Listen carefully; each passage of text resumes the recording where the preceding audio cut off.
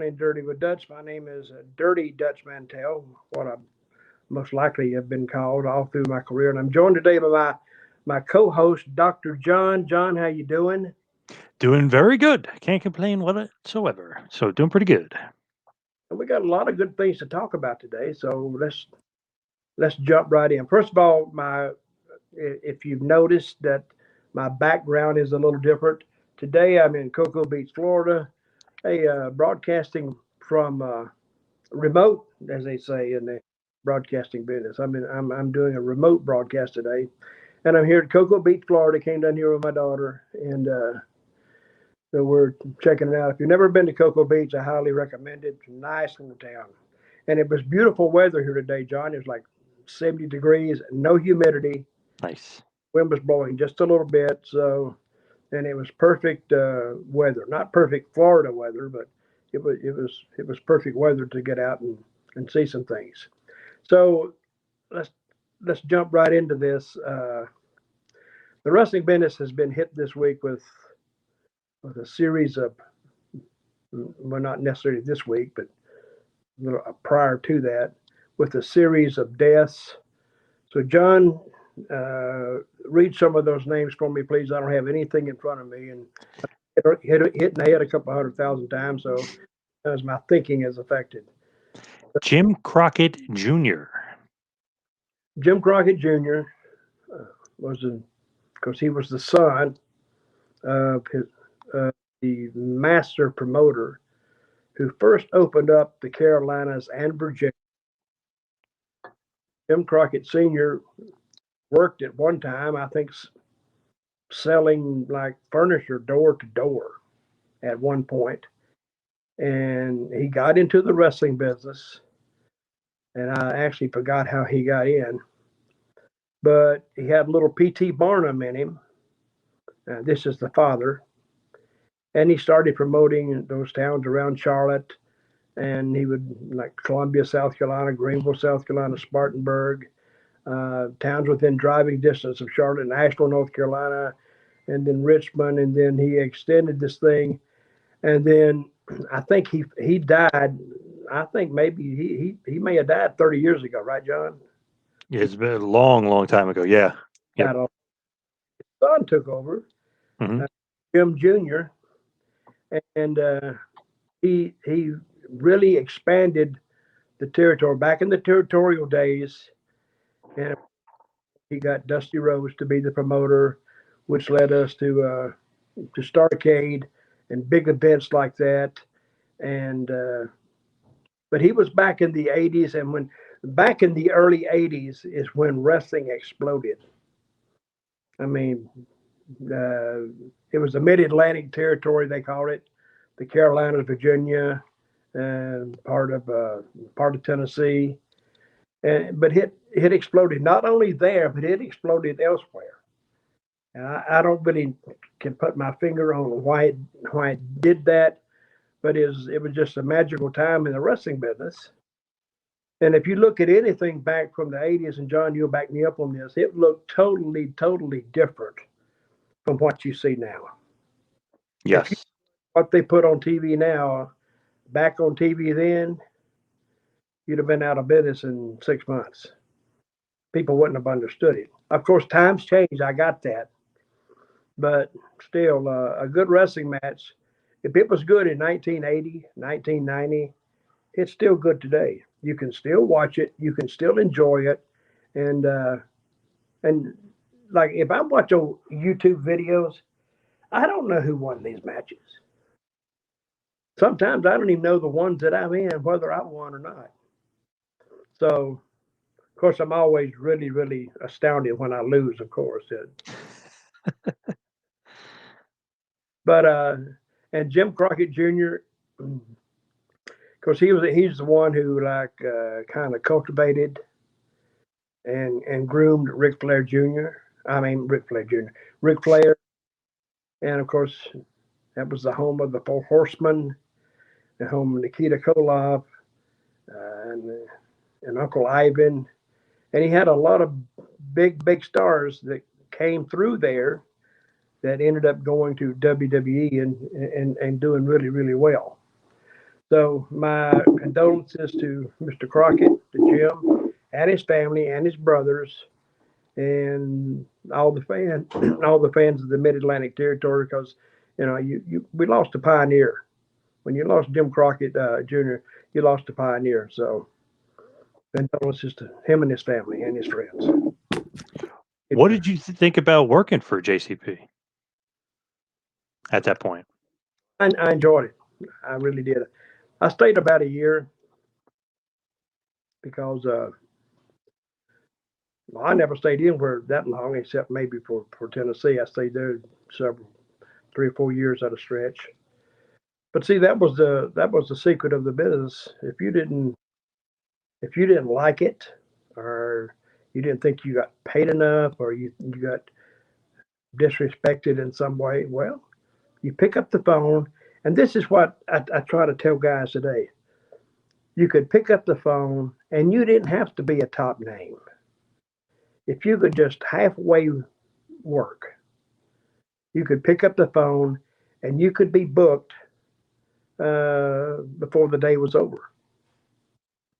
Because when I broke into the business, now this is a little bit of a history lesson. When I broke into the business, there were something like 32 or 33 active territories ongoing at the same time.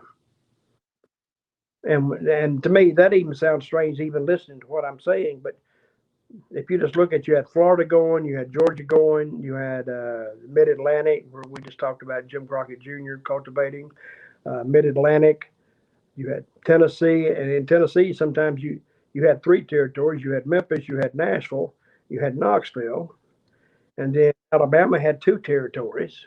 They had, I think they had Montgomery and Birmingham. I think I might be wrong on that.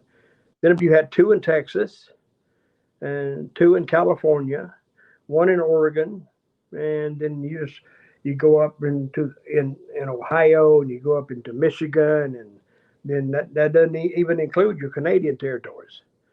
So you had a lot of places to work, different than today. Now you got a lot of independent places to work, but you can't work at an independent place full time. But these were full time jobs that you could actually make a living in and pay your bills and maybe save a little money and move up in the craft. But Jim Crockett Jr. was that, and who was the latest name you brought up, John? Buddy Colt had just passed away today. Yep. Today, It's when it was. It's when they Friday, reported. this Friday, and we should have done this last night, but since I'm vacation hopping all over the state, but now Buddy Colt came along when the territorial system was at its fullest, and he was ahead of me maybe, I guess, 5 or 6 or 7 years. See, and I broke in. Buddy Colt was a main eventer. So, and I never heard anybody say anything bad about Buddy. To me, he was always nice to me. He always said hello, and he didn't have to, but he did, because I was like first match. He was the main event. But Buddy told me one time, he said, always be nice to the people on their way up, on your way up, because you're going to meet those same people on the way down. That's an old showbiz term. But he was always good to me. And the thing about Buddy was he he could he was like the heel's heel. He was a decent talker, not a great talker, but a decent talker. But he had his ways in the ring that made you actually just want to kill him. And he was the center of a lot of riots in Georgia, in Atlanta, and Augusta, Georgia, and Columbus. They actually had riots trying to get at him. So he was a very good heel, and he got hurt. Excuse me. Hey, John, 2 weeks ago, remember I was on here. I had a cough, Yep. dying. but I survived. I think Buddy Yes, you Coach, did. John, you Eh, He what? He was 80? 81. no 81, but he got hurt before he finished wrestling. Oh, yes, very badly. Yes. Correct. Yep. And he could never work again. And but he went to Florida and he got a job with some company, and I guess he did fairly well. But the people who remember, and now this is the generation watching wrestling now, or the generation before, have probably never seen Buddy Coat other than in pictures, and it may have been in the days when videotape wasn't. I mean, you could probably still get some matches with him on it, but not that many probably. But Buddy Code drew a lot of money. I mean, in comparison to what they're drawing now. I mean, we just went on house money then, but he did a lot of sellouts. Let me say that he did a lot of sellouts, and he was a marquee name. So when you put Buddy Coates' name on a marquee, it almost guaranteed you a good house. I don't. I remember what his real name was. It was Buddy something else. I can't remember his real name. But anyway, good guy. Condolences to Buddy's family and his fans. Who else do we? Yes. Johnny DeFazio, who was a Pittsburgh legend, good friends with Bruno and Dominic DeNucci and that crew. Who is that? Johnny DeFazio. I know the name. He was like a bodybuilder, maybe, or no? No, he was more of like they call him Jumpin' Johnny. So he was kind of, for that time period, I guess, a little bit more of a high flyer, I guess. He would kind of be like a little bit more of an athletic guy. Well, I know the name. I'd never met him. So, but sad. How old was he? 80. Okay, and Buddy was 81, Yep. and Jim Crockett was 76 or 77. Yes. 76. Okay. Well, I never met Mr. DeFazio, so but condolences to his family. Who else we get? This is almost like an obituary corner, John. Yeah, it's crazy. It's so many guys. Who else we got? Dean Ho, former WWF Tag Team Champion. I did know him. Oh, okay. I worked with him in Georgia. He was there for a while. But I first saw Dean Ho as a fan. I first saw him in Hawaii, and I was with the 25th Infantry Division at Schofield Barracks, and they used to bring a wrestling show in like once a month. And you go down to the big gym, and they'd bring the wrestling show in, and I'd go down to see it sometimes. And Dean Ho was on the card. It drew fairly well. It didn't. Dang sure didn't sell out. They may have had 3, 4, 500 people there, maybe. But in those Hawaii shows, I wouldn't say they were blowaway shows. They were shows. And you know who else I saw there the first time? Don Morocco. First time I ever saw him was at that little army base in Hawaii at Schofield Barracks. I saw Don Morocco. So, and how old was Dean Ho? I believe he was 80 as well, or somewhere around there. Damn, that's the magic number this week, huh? 80. Yeah. Yep. Condolences to his family also. Then you've probably not heard of him, but his name was Discovery. He was a big Lucha Libre star. Don't know if you'll be too familiar with him or his work. What's his name? Discovery. Oh, Discovery. I don't know him. You're right. But he was a Mexican guy. Yep. What about Don Serrano, the Black Demon? Well, those names to me, everybody wears a mask in Mexico. Well, And Don Serrano. trouble keeping them apart, distinguished from each other.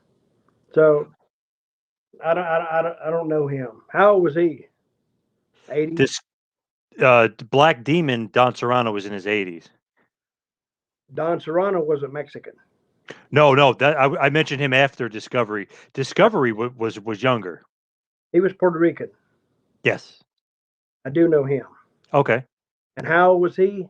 In his 80s. I think Discovery was only in his 50s or 60s. Okay. I do know Don Toronto. Good guy. He tried to open up a competing territory in Puerto Rico right after I had my first hot run there, like in '79. I think in '81 he wanted to open up another territory, and he booked me on it, and it never came off. It never worked. So it was another one of those failed attempts at trying to take over a territory or take it over an area that failed. So, but Don Toronto was a good guy and a good worker. I like to work with him. I worked with him quite a bit too. Who else? Rust, Rusty Brooks. Rusty Brooks was a name I always heard, but I think, and I never met him ever. I always just heard his. But he was a Florida independent guy, correct? Yep. A lot of his career. And but I always heard his name. I never even saw any tapes of him working. Was he a good worker? For the most part, yeah, good hand. Hmm. And which leads me to believe, why do you think he never tried to go full time with it? I don't know. He was in WWF in 1985 as like an enhancement guy. He had a title match against Hogan on TV, but I don't know why he didn't get a little bit further. Hmm. Well, I don't either, but I'm sure sometimes it's not from a lack of trying. It's one of those things you just never got to, you never got green lighted to go. But he did become a very like popular trainer. He trained a bunch of guys. And here's another guy that I never heard anything bad about ever. Never heard of him hurting anybody. Never heard of him doing drugs or he was an alcoholic or he was just a straight hand and was good at what he did. Got any more? Josephus, aka Joseph Hudson, aka the question mark from NWA, who you knew quite well. Yeah, I was going to leave him to last because Joe Hudson was my first trainee at my wrestling school that I opened about, I guess, 10 years ago, maybe. And his wife, or his wife, her name was Benita. She was my second student. And Wednesday night, a week ago, like 10 days ago, my phone rang and it was Benita. And I got to the phone late and I saw it was her that had called and she she texted me and says, "Call me. It's about Joseph," and which might sound a little odd, but they're divorced now. So I called and I says, "What's going on?" And he told me that he was found dead that day. And she called me probably about 10:30 at night. She said he was declared dead about an hour earlier. So this news had just happened. So I asked her what happened. And my experience with Joe goes back a long way. I actually love that guy, great guy. And said he complained of a headache, a really bad headache, and he was at his mother's house in Nashville, and they said the headache was like behind his ear. So she said, "Why don't you go up and get an Advil or get a Tylenol or something, and try to and take that, see if that helps." So he went up the stairs, and he was up there about a minute, and then the mother heard a crashing sound, like something falling. And Josephus, I called him Brody because of his he looks so close like Brody from a distance, not his face, but the way his long hair and the way his boots and everything when he wrestled. And she went up, and he was collapsed over into the tub, and he was dead. So I asked Benita, I said, what happened? Was it a heart attack? What was it? And she says, they're thinking a stroke or an aneurysm. So, and I don't know even if they have even determined, I haven't heard yet, what it was that killed him. Other people may know. I don't know. But a great guy. And he was he had a 10-year-old son that's now missing a father. But he loved wrestling so much. And this guy, he was studying at Vanderbilt. He was like one of those students who never stopped going to school. You know what I mean? He was a musician and an accomplished musician, and he was an actor in the theater in Nashville. And he was the type of guy who never did, who just kind of, he just floated along, and he enjoyed life. He enjoyed wrestling because he made himself a serious student of it. And you saw what he did when he was the question mark on NWA. And I'm gonna be honest here. I didn't know exactly what he did, but I went back on YouTube, and I've heard now they've taken these YouTube videos down. Not not necessarily just of Joseph, but of all. Is that true? All the NWA's stuff is gone. Yeah, they There. now have an exclusive deal with Fight TV, so there's no longer going to be on YouTube for now. Okay, what TV with who? Fight TV. Fight TV. Okay. But the thing that he did with the question mark, I thought was brilliant. I don't know whose idea that was. If that was Damian Sandow, Aaron Stevens' idea, or if it was his idea. But between the two of them, they were very, very creative. Joseph Hudson is a very, very creative guy. And he was a writer too. And if you talk to him, there was nothing that he didn't know about. Some, just a little bit. He's a type that's, and you meet these types of people sometimes, very intelligent people, because he reads all the time and studies all the time. And so that really, really slowed me down. And I'm still, I don't know what being in mourning is, but I still think about, Joseph, what a good guy he was. He was great to make trips with. Nothing, seemed to like phase him kind of. But, and maybe I shouldn't tell this, but he told me one time,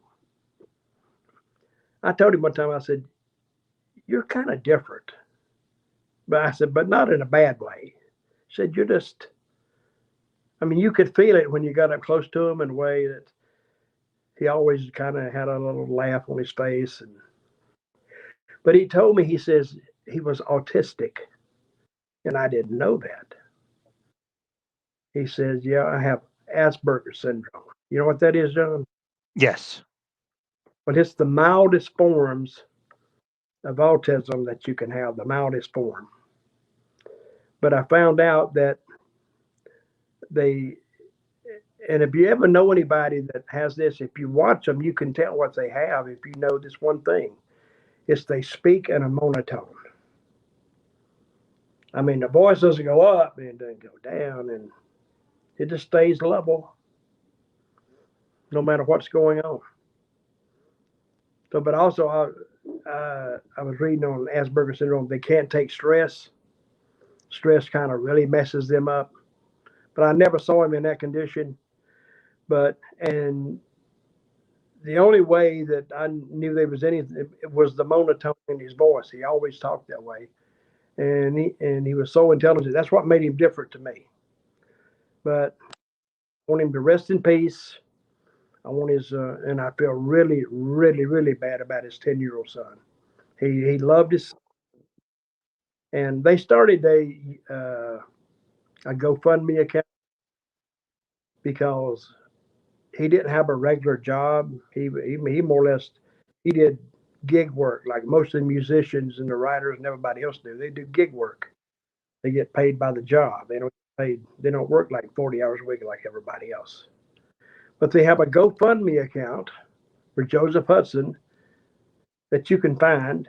and it's to cover the funeral expenses and of Joe, and the remainder goes to his 10-year-old son. So if anybody wants to, just you can slide over there and contribute 5, $10, 15 bucks, whatever you can afford, or whatever you want to.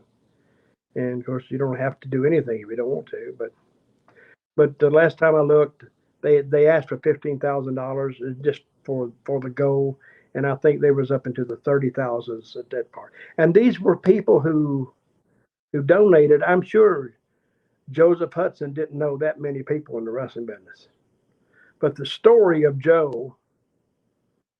I mean, for a guy that's not well known and not being a big star, I read about it a lot of places that I didn't think I'd ever read about it. Did you find that to be true, John? Yeah, I feel like a lot more people knew about him than I thought they would know about him. It was interesting. Well, I think they knew about him because, of course, his death put him in the news. And then people started talking about him. And I put it on Twitter, and a lot of people put it on Twitter. And I think that's how the notoriety of Joseph Hudson came about. Condolences to you, Mr. Question Mark, because I thought the question mark thing was hilarious. I loved it.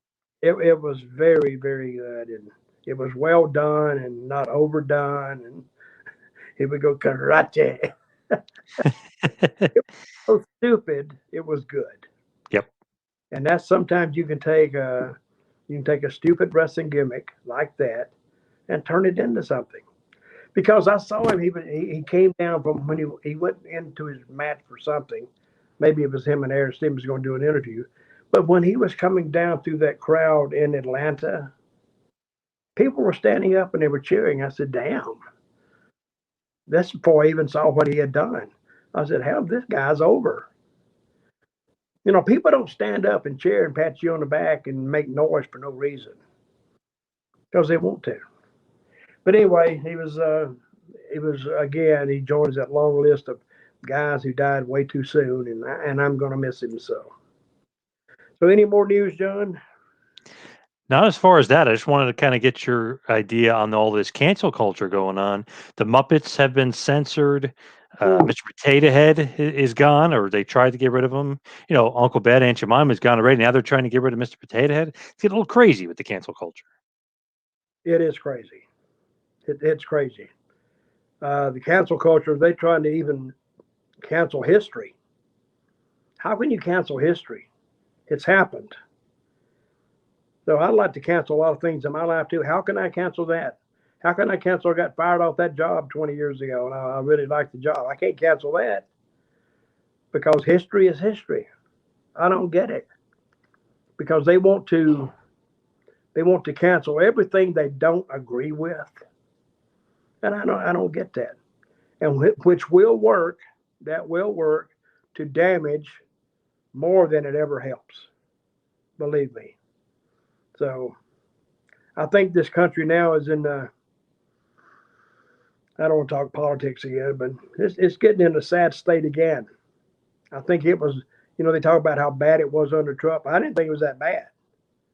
But I do think it's worse now under this new administration. So we'll have to wait and see. But I do notice that since the newspapers and all the mainstream media they stopped talking about Trump, they can't stay away from him because the ratings went down. Oh, wait a minute, we better get Trump back. They don't got nothing to talk about. Yep. No way Joe Biden can even approach the reach of Donald Trump when it comes to news. And they said, well, the country's doing better. I don't think the country's doing better. I think the country was doing fine before COVID. What cooked Donald Trump is not only the mainstream media, but COVID-19. Let me bring something up to you. They said Trump was responsible for the insurrection at the Capitol on January the 6th. He told everybody to come. What about those immigrants, 27 immigrants packed in that SUV and killed like 13 or 14 of them? Does Biden take responsibility over that? Because he told them to come, right? Right. Yeah. but I don't hear him claiming responsibility for that. That's just a thought. I just thought I'd throw it out there. So, you got anything else for me to talk about, John? Bobby Lashley as the WWE World Champion. I like it. I thought it was good. I thought it was kind of about time, or almost getting to the point where he maybe should have been champ already. But maybe you have a different opinion on that. Well, I like Bobby Lashley, but and he beat the Miz. Okay, but Yep. I kind of figured that was going to happen anyway. Miz was a transitional champion, but he kept it 2 weeks and then he swapped it over, which Vince has a history of doing. He's done that several times. First time it was done, it was really really good. I forgot who even did it with, but but Bobby Lashley, we're going to have to see who's he gonna work with. It looks like maybe Drew McIntyre. Maybe. I think they've damaged McIntyre. I really do. I think I don't know. You watch it more than I do, Hmm. but he may. Seth Rollins just come back, right? The Yep. Messiah. That would be an opponent for him. And who's that other? Who's that other guy they're pushing really strong? I don't know. But Trying to. He I'm really not. doesn't have any opponents. Well, this is this is what I've always been taught in the wrestling profession. Your heels have to be hotter than your baby faces. Because if say, and Lashley may be that heel, but he's really not. He's not that hot. Say when okay, let's go back to it. You can almost always see wrestling formula if you go back to the old WWF days. Like Bruno was champion, what 7 years straight, Yeah. Yep. and the championship was just Bruno was synonymous with that. So when he had a heel who beat him, that heel was automatically catapulted into the stratosphere. And who was the heel that beat him? Ivan Koloff. That's what I was thinking. And Koloff was hot, right? Hmm. Yep. So, but that heel being hot, you have to have the baby face, the resident baby face, which was Bruno, which in Memphis it was Lawler, which in Florida it was Dusty, which in uh, Mid Atlantic it should have been it was Flair really, but he was a heel, but he was the top guy. But anyway, anything that happened to them, that was what the territory rested on to draw. But I think they got so much TV WWE, they can't really highlight Lashley to make him as hot as they need him to be. Let's go back to the Hulk Hogan day. He he was super one time. But how many times did you see Hogan work on free TV? Rarely. Rarely, because you either had to go down to the arena to see him, or you had to buy the pay per view. That's what set him apart. If he'd have been on that TV too much, and Vince was right, yes, if he was on that TV too much, he'd just become like a part of the furniture. He'd be like everybody else. You don't throw your champion in there for just a throwaway championship match unless you build it up, because then you even hurt your own title. You hurt your own championship.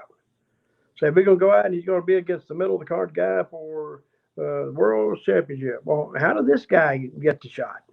We just give it to him or what? And to me, that's what went through my head as not only as a wrestler, but as a fan. I said, wait a minute, this don't even make sense. Now, if you'd had a top name and you built it up a couple of weeks, like you would a house show, Yeah, then it makes a little sense. But and I think Bobby Lashley, no disrespect intended, he may have been made just a part of the furniture like everything else at WWE. But I don't know how else WWE can do it because they have so much TV they have to service. They have so much content they got to put out there that it's hard not to fall uh, like the rest of the furniture, like chairs lined up. So I don't know about that. I mean, everybody's got to draw their own opinion of it. But and I don't know who he's going to work with. Uh, Seth, of course, he just come back. He's been out for a while. But Seth is a heel too, right? Yeah, and he's not on Raw. He's on SmackDown. So Lashley is actually on Raw. So they wouldn't be able to technically have a feud anyway. Yeah, that confuses me on who's SmackDown and who's on Raw. I don't quite get it. I mean, I get it, but then all of a sudden they'll change it, and then they back and forth. It's almost not like two leagues. It's like anything can happen. To tell you the truth, AJ, where is AJ? Raw. Where's that Riddle guy? Raw. Do you like him? Yeah, he's pretty good. His character is a little corny. Like he's almost like Shaggy from Scooby Doo. Like Yeah, that's his character. It's a little corny. think he'll get over? Well, he's been there a year. He's a U.S. champion right now. Okay. And what's Brock going to do? He is technically right now a free agent, so he's not even in WWE right now. Mm-hmm. Boy, he's played that hard 7 or 8 years, right? Mm-hmm. Yep. Well, well. Anyway, I wish them all the good they can be and they can get. But this is what I do foresee coming. The pandemic's going to end. Whether it goes away or not, I think the people are just going to say we're done with it. If we get it, we get it. If we don't, we don't. Because the University of Alabama, they announced today, I think, that they're going back to full stadium capacity in football. Nice. I think Texas would do it next. I think Clemson will do it next because that's part of the beauty of college football is the fans. I mean, trying to watch it in an empty stadium is, and I'm glad they piped the sound in something because almost like last football season, Alabama won it, but it's got an asterisk by it because it was an odd year, and I'm glad Ohio State. A lot of Ohio State fans will hate me now. Ohio State didn't win. I mean, they beat Clemson, but they didn't beat Alabama. Which are you a football fan, John? Big time. Oh yeah. It's almost uncanny. You like that word, uncanny? It's almost uncanny that a coach like Saban, who changes assistant coaches, like like he wore a shirt one time and he got rid of it. These coaches they serve a year under Saban, and then they get in the portal for head coaching jobs. But he changes those coaches so often. It's hard to believe that he has such a tremendous program year in and year out. I don't know how he does that, but I He think makes it look easy. well he recruits great athletes. To start off with, so does Dabo Sweeney from Clemson. They recruit great athletes and athletes that will work inside a system. See, Dabo, if he has anybody on anybody's record, I don't care how good they are. He said this. He said, I don't care how good somebody is. If they say they went to jail one time for fighting or doing this, or he says that might not change. He says when you got to work within the system, and you can't be a hothead. So he actually gets rid of them before they even get there. So, which is, he's got a great system too. And I think he models his system after Saban's in Alabama. And I don't see I don't see any program coming up to match those two programs. Ohio State would be the closest one. Dabo makes about $9 million a year. Crazy. I think he makes more than Saban. Saban makes eight something. But guess what the Notre Dame coach makes? What do you think? Brian Kelly, I thought he made maybe $5 million a year, but I could be wrong. 1.5. Hmm. That's hard to believe, isn't it? It's pretty good money though. Well, it is good money, but consider the endowments that Notre Dame has. What do you think the endowment at Notre Dame is? I'm not even sure. I don't know. Well, I looked it up one time, and it's something like it's like $1 billion. Whoa. And the endowments, and I wasn't really fully aware of what an endowment is. An endowment is that, say, somebody graduates from the college, or that's their favorite college, when they pass away, or they can bequeath, I guess, part of their estate to a university like Notre Dame. Yep. University of Southern California has a big one. Harvard has a big one. Yale has a big one. And as it goes down, of course, the more prestigious the university, the higher the endowment. You should look that up. It's very interesting reading. So, which I took the time to do, by the way, I might add, John, which you haven't. So, Yes. educate yourself a little bit. But anyway, so have we straightened the wrestling business out? What about Shaq and Big Show to AEW? Well, hey, I thought AEW was going to be about records and making wrestling more like a sport. And where'd all that go? I mean, Gone. Yep. I knew first heard it. Yeah, well, it sounds good. I haven't seen. Have you? Do they post records? They do, but I feel like it's like on the bottom third when the guys come out, and I don't know if they post them maybe on their website, but I've never checked. Well, see, that record only works if it's good, and not everybody can be good. You can't be like, you're 9-9. Okay, so you won half of them. You're just halfway average, I guess. I don't know. But I said, if we're going to put the sport back in this and sport back in that, and you know, but I will say they did draw a good rating last Wednesday night. I don't know what the rating was. They drew a good. They drew a good number. I saw the number. It was 900 and almost 950,000 people. Was that an average for the show? Yep. The average for the show is 934. Yep. Jack went on first, correct?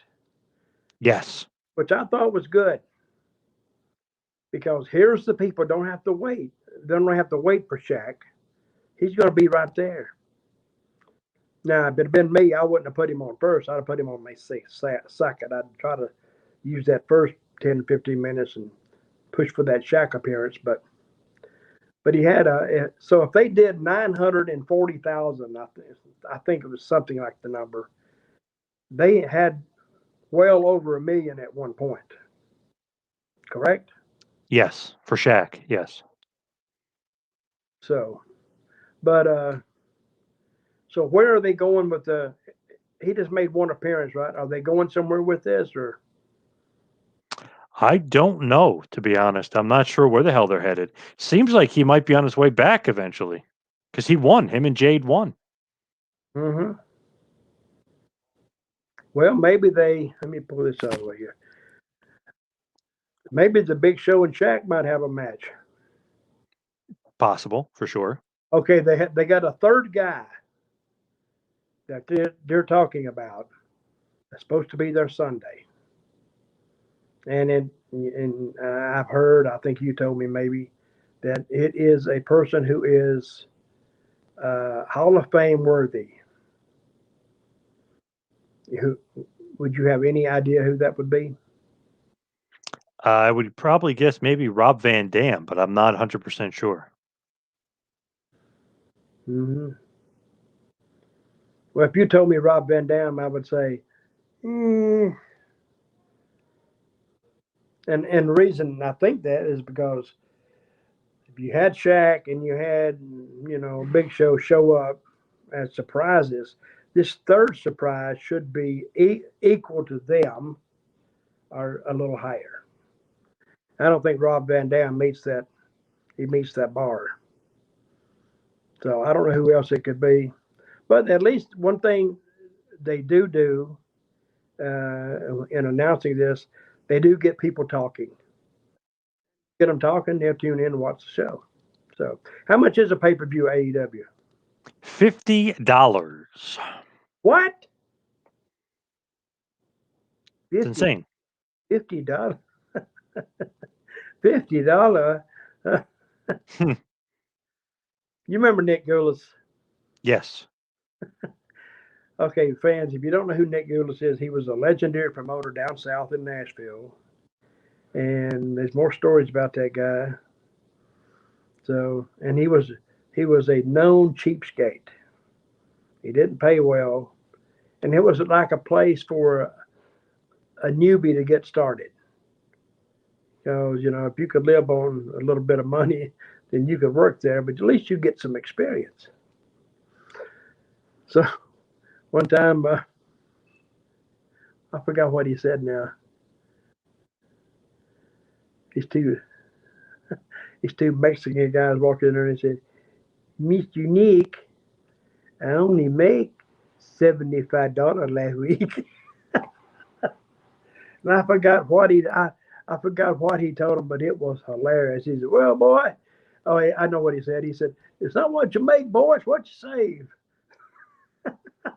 Hmm. John, Yep. Makes sense. not what you make, it's what you save. Yep. So, Makes sense. all right, how long have we been on, John? 47 minutes. Oh, well, that's good. I hope people have enjoyed this. And where was our destination today? We never said our destination. I always like Nashville, to be honest. I know you like Cocoa Beach, but I always like Nashville. You do like Nashville? Love it. Great, great city. I still miss Nashville, to tell you the truth. Boy, you can go down to Nashville and you just see people, and those country music stars, they don't hide out. They go out with you, and you see them if you see them in a bar, you can say hello to them, and they're just people. And a lot of them were in your exact same spot a year or two earlier. A lot of those musicians, a lot of people don't know this, but Nashville's a city of music. So a lot of those musicians, they will play 5 or 6 different clubs in a night. Did you know that, John? That's pretty amazing. No, they go, and that's how they all get to know each other. And not all of them are paid, but some of them I've heard guys going to 5 different clubs and playing drums or playing guitar, or doing, playing the steel, but they would, and they all with like a 5 block area downtown Nashville. So you go down on a Saturday night, and, you're traveling around. Well, you're traveling right with the guys, the musicians that are going to the next club to play. One musician may play from the club from 8 to 9. Then he'll leave there and he'll go and he'll play from 9 to 10 at the next club next door. And 3 blocks over, he'll play from 10 to 11, and he'll go to like 2 or 3 o'clock in the morning. Wow. Last in Nashville, that was right off Music Row. So the guy he knocked a lot of those Nashville places down. But anyway, hey, hopefully in 3 months, 4 months, this pandemic is over. We get back to watching football, watching wrestling, and going out and enjoying our lives instead of sitting back and, worrying what else this pandemic can do to us. So, folks, I'm glad you tuned in. John, I appreciate your time and appreciate your effort. So, and I'm going to close this out saying, I want every real American that's within the sound of my voice to please rise and put your hand over your heart and say along with me, we the people. See you next week.